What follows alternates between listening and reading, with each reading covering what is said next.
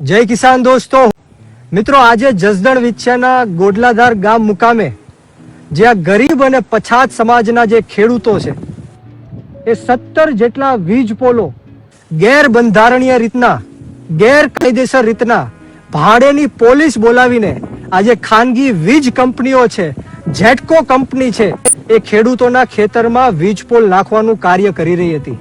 ત્યારે મને ખેડૂતોનો ફોન આવ્યો, ત્યારે આજે સમગ્ર ટીમ સાથે કોઈ પણ પક્ષપાત કર્યા વગર, કોઈ પણ નાત જાતના ભેદભાવ વગર આજે અમે પોલીસને રજૂઆત કરી, જેટકો કંપનીના અધિકારીઓને પણ રજૂઆત કરી અને થોડી બોલાચાલી થઈ।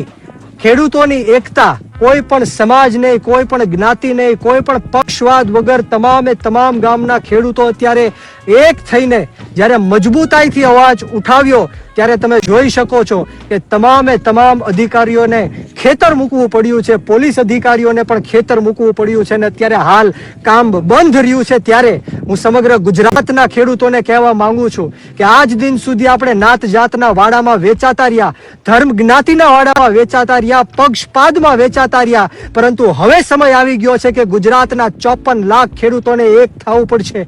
અમે તમારી માટે લડવા માટે તૈયાર છીએ। સમગ્ર ગુજરાતના 54 લાખ ખેડૂતો માટે, દેવા માફી માટે, ખેતરે ખેતરે સિંચાઈનું પાણી પહોંચાડવા માટે, આજે 24 કલાક મફતમાં વીજળી અપાવવા માટે, કૃષિ પંચ અને લાંબા ગાળાની કૃષિ નીતિઓ માટે અમે લડી લેવા માટે તૈયાર છીએ। પણ ખેડૂતોને બે હાથ જોડીને હું નમ્ર અપીલ કરું છું કે હવે સમય આવી ગયો છે જાગવાનો, સમય આવી ગયો છે એક થવાનો। ચૂંટણીઓ જીતવાથી આ સરકારને પહોંચી નથી શકાતું, પરંતુ રોડ રસ્તા ઉપર આવીને આંદોલનો કરવા પડશે, આ લોકોની વિરુદ્ધમાં બુલંદીથી અવાજ બુલંદ કરવો પડશે, ત્યારે જઈને આપણી જીત થશે।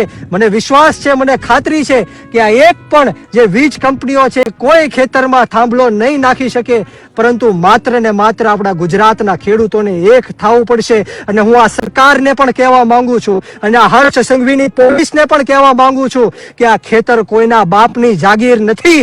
જે 7 બારમાં જેનું નામ છે એના બાપની જાગીર છે, એમના વડવાઓએ એમની આજીવિકા માટે એમને ખેતરો આપ્યા છે, ત્યારે કોઈના બાપની જાગીર નથી અને કોઈને આ ખેતરોમાં ઘૂસવાનો હક નથી। અમે આવનારા દિવસોમાં અધિકારીઓ ઉપર લેન્ડ ગ્રેબિંગ પણ લગાડવાના છીએ। એટલે સરકારને પણ હું ચીમકી આપું છું કે આવનારા દિવસોમાં અમે ગાંધી ચિંધ્યા માર્ગ ઉપર અને જરૂર પડે તો શહીદ આઝમ સરદાર ભગતસિંહના માર્ગ ઉપર પણ અમારી આંદોલન કરવાની તૈયારી છે। એમ નહીં સમજતા કે આ ખેડૂતો લાચાર છે, ગરીબ છે, પછાત છે, દબાયેલા કચડાયેલા છે। આ ખેડૂતોની સાથે અમારી જેવા ખેડૂત પુત્રો ઊભા છે, આ યુવાનો ઊભા છે અને આવનારા દિવસોમાં આનો જડબા તોડ તમને જવાબ અમે આપીને રહેશું। બોલો જય જવાન, જય જવાન, ખેડૂત એકતા जिंदाबाद, ખેડૂત એકતા जिंदाबाद, लड़ेंगे लड़ेंगे जीतेंगे। जय हिंद, जय भारत, जय जय गरवी गुजरात, जय जवान, जय किसान, भारत माता की जय।